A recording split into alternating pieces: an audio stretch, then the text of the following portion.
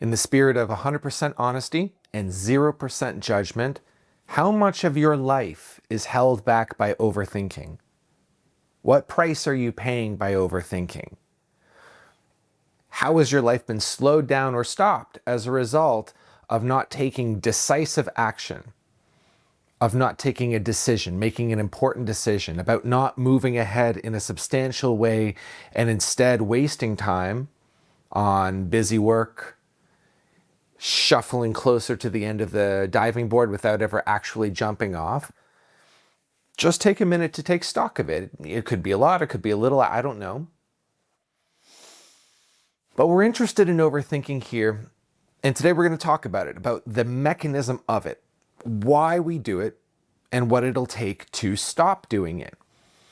For those of us who overthink, and I have a strong history of overthinking, so I can certainly relate to it, it's not something that we do some of the time. For those of us who have it, it's a chronic condition. It's all the time. For a lot of us, it was for our whole lives, overthinking and playing it safe as a result, and not doing the thing, not acting as if we really knew that we were going to die one day.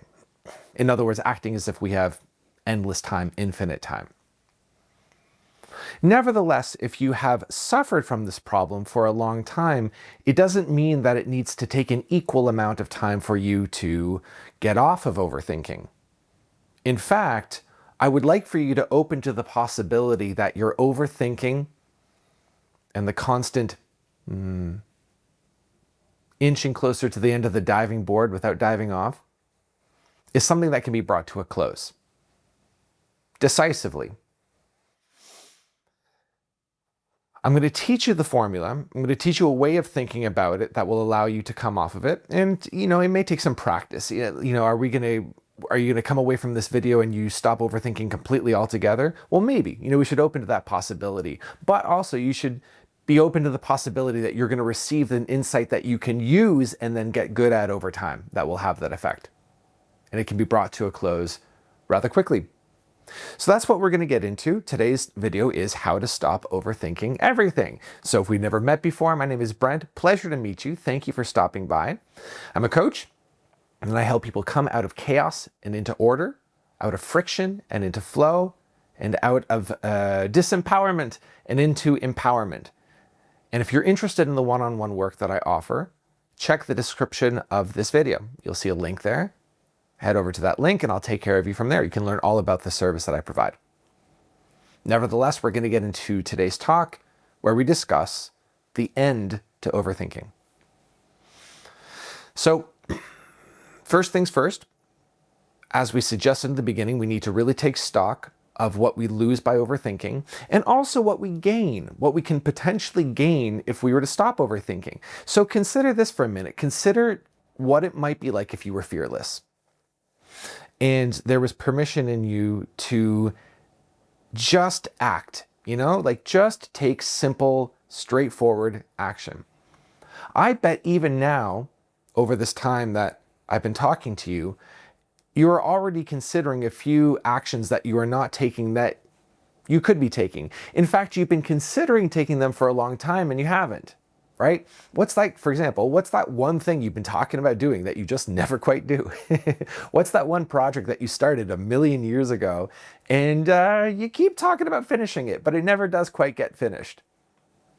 Right? What's the one New Year's resolution that you make every single year and you never quite do it, right? Again, no judgment. I'm not above any of this, right? So you're not getting judged by me. You're not getting judged by anyone. But really, let's be honest and let's get serious about this, right? Because if you're willing to be honest and if you're willing to be serious and really take this seriously as we go, then you actually stand the chance of actually changing this. And how nice would that be? So again, imagine if you were a person without fear, and imagine you could operate in your life at the velocity of action as it comes to you. So you think of the thing to do and you do it, and then it comes time to make a decision and then you decide. And it comes time to move forward and you just move forward. There's no hemming and hawing, there's no delaying, there's no creating artificial confusion or procrastination, there's no fooling yourself into thinking that it's actually a good idea to, wait it out and keep waiting out. So like all that's gone, you're able to just move at the velocity of your own intuition. What would that be like? How many lives could you live inside of one life? At the velocity of your intuition, at the velocity of your calling, at the velocity of your sense of adventure and your sense of creativity and curiosity. What if that outweighed your fear of embarrassment and shame and disappointment and failure? What if? Just boot up the software, man. Just feel into it. So these are the stakes. Now, the cause of overthinking, I mean, at the end of the day, what is it? Are you getting a sense of it now? Why do we overthink? We're afraid. That's why. It's fear. What are we afraid of? Well, it's, on one hand, it's one thing. And on the other hand, it's a handful of different things, but they come out as the same thing. So, fear of embarrassment. Fear of shame. The fear of, let's say you were to really try something, like you're really going to, start making clay vases, and you really go for it. And then you discover that you're actually not as good as you thought you were, right? So like coping with that disappointment, it could be crushing. Fear of wasting time, maybe wasting resources. You buy the domain name and you get some hosting for your website and nobody comes to it. The money's wasted. No. Fear of failure, fear of disappointing yourself, maybe fear of disappointing somebody else, like you take on some sort of project like I did. So my wife commissioned me to build a what I call a garbage house, but it's basically like a little shed that lives outdoors that will store like the garbage bin, the recycling bin, and the compost bin. And I told her, yes, I'm going to get it done by the end of the summer, and I didn't. You know what I mean? And and I let her down. I disappointed her. That doesn't feel so good. So imagine, but the point being, I didn't allow that disappointment to stop me. That fear of disappointment. So, fear. And a lot of this fear comes from our conditioning, right? A lot of this stuff, and you'll know this depending on how much time you've taken to really look at it and investigate. We pick this up from our families. This was in our family culture. We picked this up from our dads and our moms. Their relationship with failure, with embarrassment, with shame, disappointment, coming up short. Your mom's or your dad's perfectionism, right? Like the need to be perfect, the fear of not being perfect, the fear of flaws. Oh, and check this out. The sense of unworthiness and undeserving that comes when there are mistakes or flaws, right? Are you like this, or do you have anyone in your life where it's like, if there's a mistake, if there's a flaw in like how I look or the work that I put out, the stuff that I post online, the stuff that I give to my clients or my employer, there's a sense that like if there's anything wrong with any of it, like if there's even a hair out of place, I'm going to be rejected and unloved and nobody will love me, right? So conditioning. And of course, when we say it like this out loud, we know that it's irrational. We know that it's not true.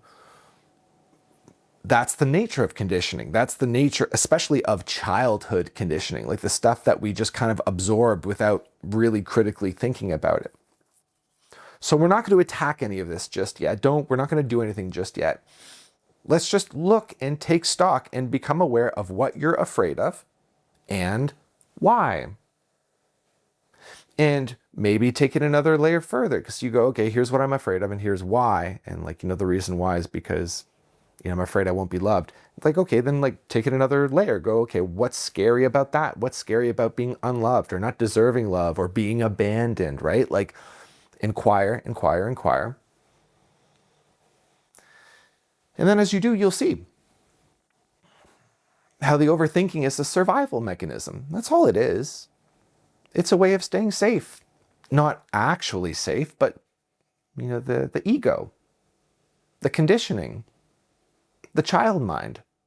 That's how it feels that it's safe.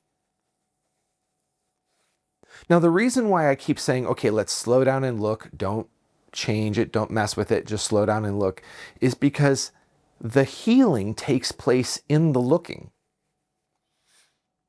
When there is a piece of psychology, such as the 5 or 6 ones that we've dug up so far, that's running you, that runs your mind, when you're in it, you can't see it. But when you pop out of it and look at it and see, oh, this is how my mind operates, that moment right there is the healing, because you are disidentifying from a belief that's causing you pain. So just observe. And notice, very importantly, how all of this fear keeps us in a state of pre-action, pre-decision, standing on the diving board and inching closer without ever actually jumping off. Look at how there's a sense of safety that comes with it. And I want you to begin to look at what happens the longer we stay in this state of pre-decision or pre-action. Because staying on it, on one hand, makes us safe from the worst case scenarios that absolutely could occur. And yet, we're unwilling to notice how in the pre-action, pre-decision phase, we are withering away. We are withering on the vine. That the days and the months and the years are coming and going, and we ourselves are getting older, and nothing is actually happening. And we're just moving from birth to the grave, but the thing actually isn't happening. And looking at the price that we pay as a result of that. Notice also how the ego mind keeps itself safe by accumulating data. So I had this observation a little while ago that I found very valuable, and I want to share with you now, which is how the ego prefers to gather data instead of experience. And so by data, I mean the ego prefers to gather different options, different methods, different modes. It likes to save lots of, say, YouTube videos and read lots of books and gather lots of information on different decisions that can be made, and is always looking for more ways and potential options and paths to go about it. And this is how it feels safe, because technically when you don't make a decision, everything is available to you in the form of its potentiality. Does this make sense? Like there's 100 paths that you can take, and as long as you don't make a decision, all of those paths are available to you, and the ego feels safe in that. But as you gather more data, you are not becoming more clear, contrary to how it feels. Like when you gather lots of information and data, it feels like you should be able to make a better informed decision. You should be able to take better action. It feels like it feels like you should be able to arrive at a point where you know exactly what to do, because you've gathered all the information and you've computed it and you know exactly what to do and it's there. Okay, now you can go right ahead. So in other words, the ego is trying to gather data in order to make a perfectly safe and sound decision around which there is no doubt. And that's the safety that it's looking for. Although this will never happen. You can never get to that. Because all decisions and all actions are taken ultimately in the dark. There are some illuminated spots, there are some knowns, but there are always unknowns. And so taking an action always means taking some sort of leap of faith. You're always leaping into the unknown. But when you do leap into the unknown, you are now doing something else. You are now gathering experience instead of data. And as you gather experience, you become more clear and you become more skillful and you become more comfortable in yourself. And the sense of safety and certainty that you were after by gathering data is actually created by gathering experience. Gathering data just fogs up and gums up your mind with information, increasing the fogginess and confusion. Gathering experience makes you simpler and clearer and wiser and more intelligent.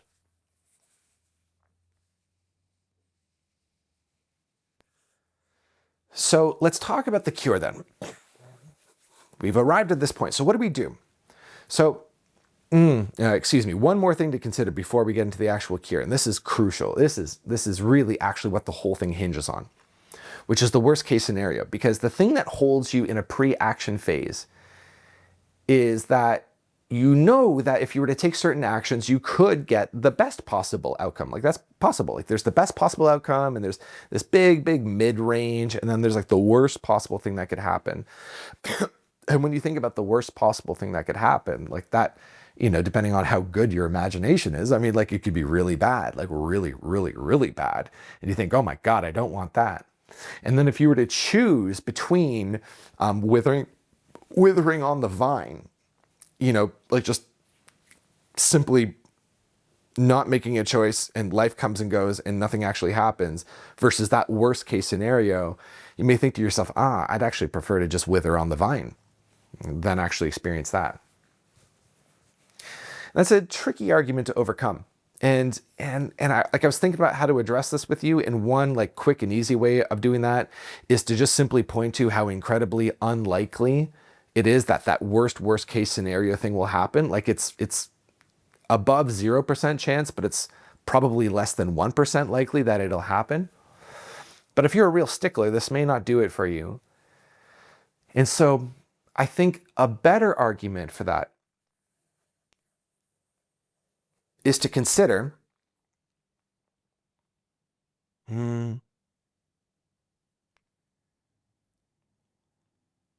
is to really think carefully about the possibility of going your whole life and never actually taking the action or the decision. And seeing if you want to choose that, seeing if that would be appropriate for you. Because the thing is that even in the case of the worst case scenario, what it would mean is that you are finally done with it and you can get on to the next thing. So you have to really evaluate in these terms, which is worse, this one-off worst case scenario experience, or investing the remainder of your existence in this waiting room. And I think you'll find upon examination that the worst case scenario is slightly preferable, because again, it's an experience, it's one and done, and then you get on to the next thing. And then ultimately, just to bring this all in, you really want to ask yourself, this is what did it for me personally. It's like, why are you here? Did you come into this world just to be safe and then die having been safe your whole life? Is that the purpose of your life? I believe if you think about that carefully, it will persuade you that we really need to stop allowing overthinking to hold you up. So, good. All right, so what do we do? How do we actually get you out of overthinking? Well, we've actually accomplished a good part of it so far, and so we're going to continue this work.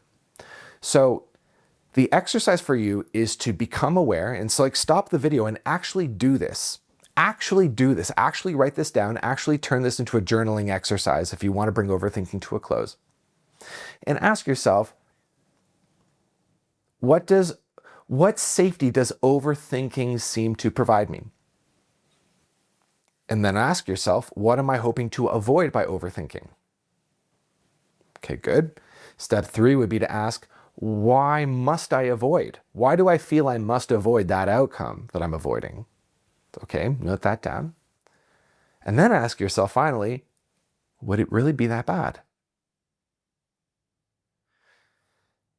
The idea behind overthinking is that there's a fear of running into a situation that would be that bad, like that bad. Like it would just be game over. Like, oh my God, like that's it. Like I've lost, there's no coming back from it. And the ego thinks in these terms.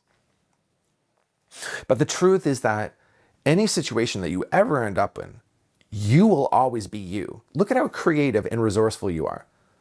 Look at how in this moment, as with every moment that you've ever been in your whole life, you are just surrounded by opportunity.